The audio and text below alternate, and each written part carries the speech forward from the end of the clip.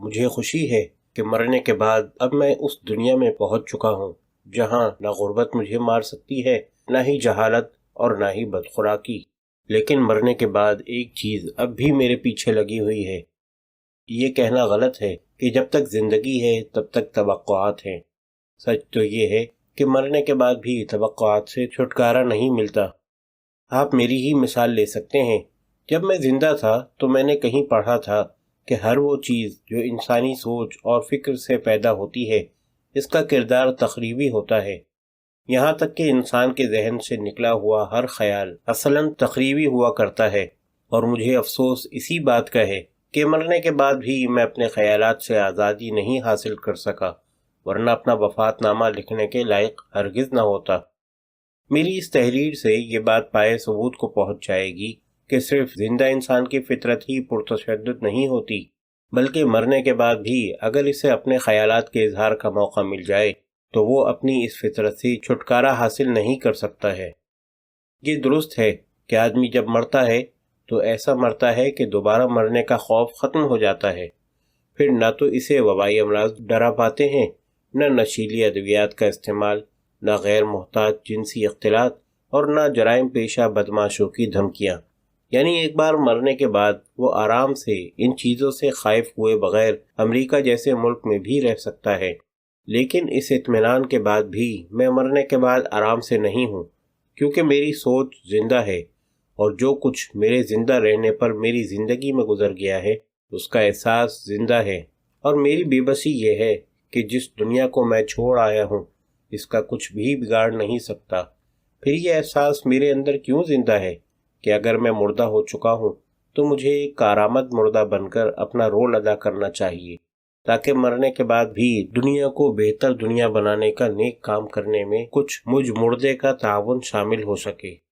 مجھے لگتا ہے کہ میرے مرنے سے ایک بہت قیمتی چیز میرے ہاتھ آ گئی ہے۔ یہ وہ حقیقت ہے جو مجھے دوسروں کی ان کمزوریوں سے واقف کراتی رہتی ہے، جو کمزوریاں میرے زمانے کے زندہ یا مردہ لوگوں میں کسی نہ کسی سبب سے موجود تھیں، اور مجھے ان کے بارے میں ایسے خیالات کا اظہار کرنے سے روکتی تھیں جن کے اظہار سے مجھے کسی نہ کسی طریقے کا نقصان پہنچ سکتا تھا۔ مگر اب جب کہ میں مر گیا ہوں، میرے زمانے کے زندہ لوگ مجھ جیسے مردے کا کچھ بگاڑ نہیں سکتے۔ مثال کے طور پر جب گوپی چند نارنگ مجھے زندگی میں کوئی انعام و اکرام نہیں دلوا پائے تو اب مرنے کے بعد کیا دلوائیں گے؟ ظاہر ہے انعام دلوانا لکھنؤ کا حلوہ سوہن دلانے کے برابر تو ہے نہیں۔ اس میں بڑے پیچ ہوتے ہیں، پھر ایک انار ہوتا ہے اور 100 بیمار ہوتے ہیں، پھر اس کے لیے پوری لابی حرکت میں لانا پڑتی ہے، پھر یہ بھی کہ انعام کے مستحق کو انعام دینے والے کے سامنے ہر ہفتے ہر مہینے وفادار ہونے کا ثبوت دینا پڑتا ہے۔ اور یہ بھی غلط نہیں کہ انعام کے مستحق کی درپردہ ٹانگ کھینچنے والوں کی بھی کمی نہیں ہوتی ہے۔ اب یہی دیکھ لیجئے کہ جب میرے دوست زبیر رضوی نے یہ دیکھا کہ نارنگ صاحب میری جانب کچھ ملتفت ہو رہے ہیں تو انہوں نے اپنے رسالے ذہن جدید میں میرے بعض ایسے خطوط چھاپ دیے جو میں نے ان کو محض ایک دوست کی حیثیت سے اعتماد میں لے کر لکھے تھے، اور ان میں سے بعض خطوط میں نارنگ صاحب کی بعض کمزوریوں کا بس سرسری حوالہ تھا، اور زبیر کو یہ نصیحت تھی کہ ان چھوٹی چھوٹی باتوں پر وقت ضائع کیے بغیر یکسوئی سے اپنا تخلیقی کام جاری رکھیں۔ زبیر خطوط چھاپ کر بہت خوش ہوئے اور مجھ سے کہا کہ وہ کسی حال میں نارنگ کے ہاتھوں مجھے کوئی اعزاز یا انعام نہیں ملنے دیں گے۔ ظاہر ہے نارنگ صاحب فطرتاً زبیر جیسے اپنے مخالف کی جانب سے بہت چوکنا رہتے ہیں، اور رہنا بھی چاہیے، کیونکہ جب میں زندہ تھا تو میں نے کسی جدید ہندوستانی فلسفی کا جس کا امریکہ میں بہت نام تھا اور جس کی تحریریں UG کرشنا مورتی کے نام سے چھپا کرتی تھیں، اور فلم ڈائریکٹر مہیش بھٹ جن کے بہت معتقد تھے، یہ کہنا پڑھا تھا کہ ہر وہ مسئلہ جس سے آج ہم نبرد آزما ہیں دراصل ہماری مذہبی اخلاقیات اور آئیڈیلسٹک سوچ کی پیداوار ہے۔ اس لیے ہم کو ہماری ناکامیوں کے جوابات اس نظام کی حدود کے اندر ہی تلاش کرنے چاہیے جو انسان کو اچھے نتائج فراہم کرنے میں ناکام ہو چکا ہے۔ اس کا سبب اس دانشور نے یہ بتایا ہے کہ وہ طریقے ناکام ہو چکے ہیں جو انسان کو مکمل اور مثالی بنانے کے لیے اپنائے جاتے رہے ہیں۔ دراصل ہمارا نظام اقدار اس انسانی المیہ کا ذمہ دار ہے جو ہر ایک کو بنے بنائے مکمل اور مثالی انسان کے سانچے میں ٹھوسنے کی لا حاصل کوشش کرتا ہے، کیونکہ انسان کو پیدائشی طور پر کسی سانچے میں فٹ ہونے سے دلچسپی نہیں ہوتی۔ انسان کے جسم کے ہر خلیے کو دراصل اپنے تحفظ اور بقا کی بنیادی طور پر فکر ہوتی ہے۔ اس طرح اس خلیے سے منسلک دوسرے خلیے کو بھی یہی فکر ہوتی ہے۔ اس لیے نارنگ نے زبیر کے بنائے اخلاقی نمونے میں خود کو فٹ کرنے کے بجائے ہزاروں سال سے جو ہوتا آ رہا تھا وہی کیا۔ یعنی اگر انہیں یہ لگا کہ اقبال مجید اور زبیر کو انعام و اکرام نہ دے کر کسی دوسرے کو انعام دینا ان کے جسم کے خلیوں کی بقا کے لیے ضروری ہے، تو انہوں نے وہی کیا۔ ظاہر ہے کہ اقبال، زبیر جو بھی اس جگہ ہوتے اپنے خلیوں کے مطالبے پر ہی کام کرتے، نہ کہ شمس الرحمن فاروقی یا کسی اور کے بنائے سانچوں کے مطابق۔ لیکن زبیر رضوی جب تک زندہ ہیں میری طرح نہیں سوچ سکتے کہ یہ عقل سلیم تو مرنے کے بعد ہی حاصل ہوتی ہے۔ اب جبکہ میں مر چکا ہوں تو جھوٹ بول کر کیا ملے گا؟ سچ تو یہ ہے کہ نارنگ صاحب نے مجھے کوئی انعام بھلے ہی نہ دیا ہو، لیکن دوسری طرح سے میری پذیرائی انہوں نے خوب کی۔ بھوپال میں جب ساتیہ اکیڈمی کا جلسہ ہوا تو انہوں نے مجھے محبت کے ساتھ مدعو کر کے ایک اجلاس کی صدارت بھی کرائی، ایک بار نہیں بلکہ دوسری بار بھی۔ کیا یہ ان کی نیک دلی اور کشادہ دلی کا ثبوت نہیں ہے؟ میں اپنی جگہ پر مرنے کے بعد بھی اس پذیرائی پر ممنون ہوں۔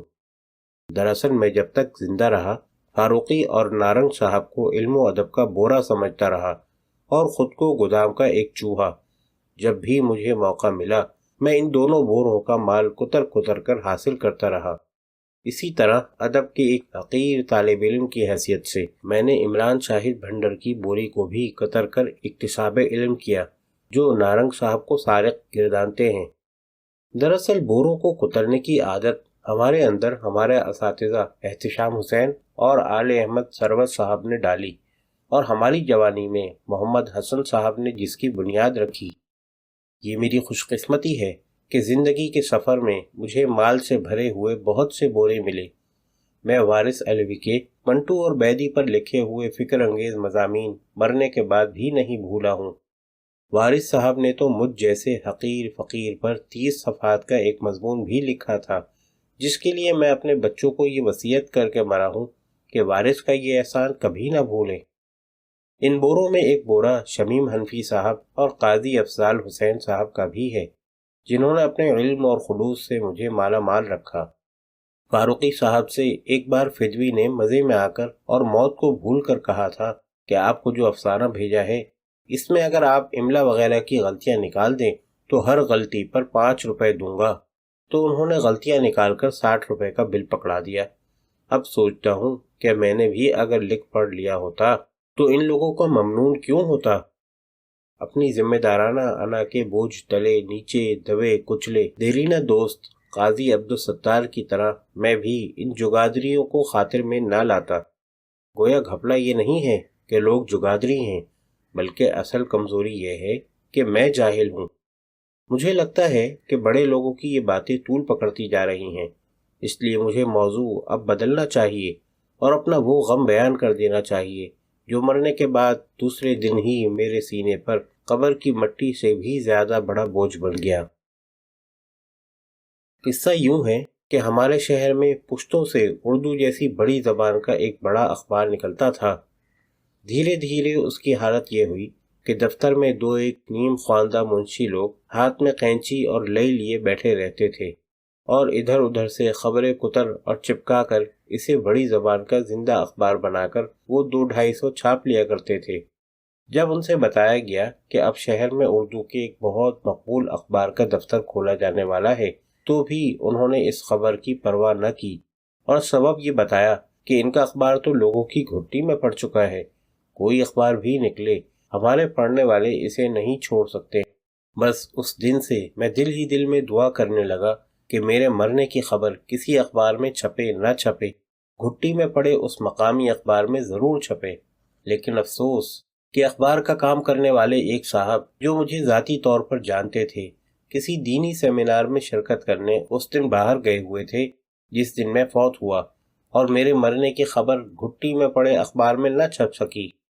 کچھ دوستوں نے اخبار کے دفتر جا کر پوچھا، کیوں صاحب، آپ نے اقبال مجید کے فوت ہونے کی خبر نہیں چھاپی؟ تو پوچھا گیا، کون اقبال مجید؟ ہم ہر اہل غیرے کے مرنے کی خبر چھاپنے کے لیے تو بیٹھے نہیں ہیں۔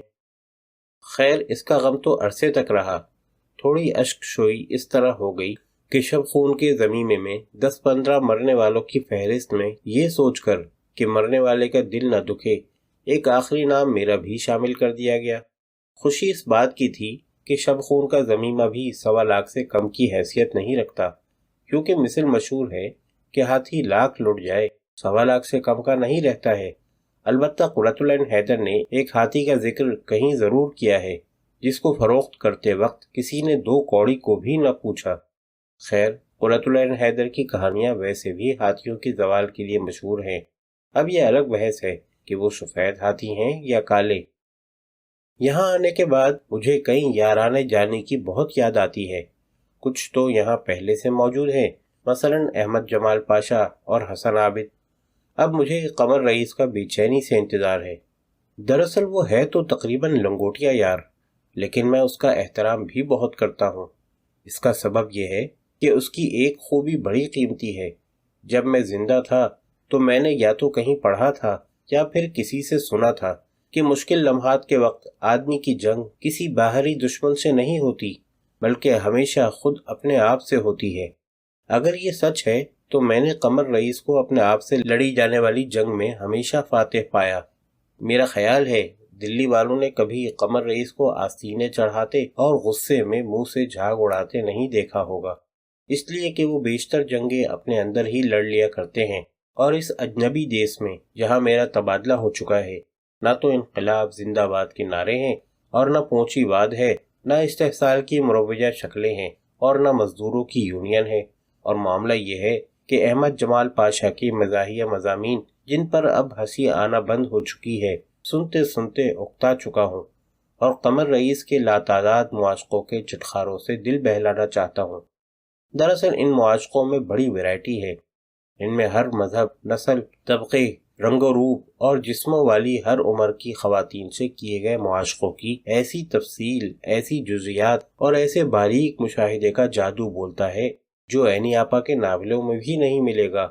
یہ تو درست ہے کہ بقول چچا، حوث کو ہے نشاط کار کیا کیا، اور یہ کہنا بھی غلط نہ ہوگا کہ قمر رئیس اپنی چیف منسٹر کی ناک کے بال ہو رہے ہیں، لیکن میرا خیال یہ ہے کہ قمر رئیس کو اب چلا آنا چاہیے۔ ناک کے بال کا کیا ہے، چٹکی سے پکڑ کر نوچ بھی دیا جاتا ہے۔ پھر دلی والے ایسے نوجوان جو برسوں سے آس لگائے بیٹھے ہیں کہ انہیں جگہ ملے تو وہ بھی کچھ کر دکھائے۔ قمر رئیس کے سال بسال مستقل زندہ رہنے سے خاصے بددل ہو چکے ہیں، اور درپردہ قمر کے دشمن بھی ہوتے جا رہے ہیں، اور سوچتے ہیں کہ یہاں وہاں کی تمام بڑی بڑی اور نامی گرامی اسامیوں پر قمر رئیس قابض ہونے کے لیے دن رات سوتے جاگتے مستعد رہا کرتے ہیں۔ اس لیے جب تک وہ ہیں کسی کی دال نہیں گلنے کی، لیکن در حقیقت اب منظر بدل رہا ہے۔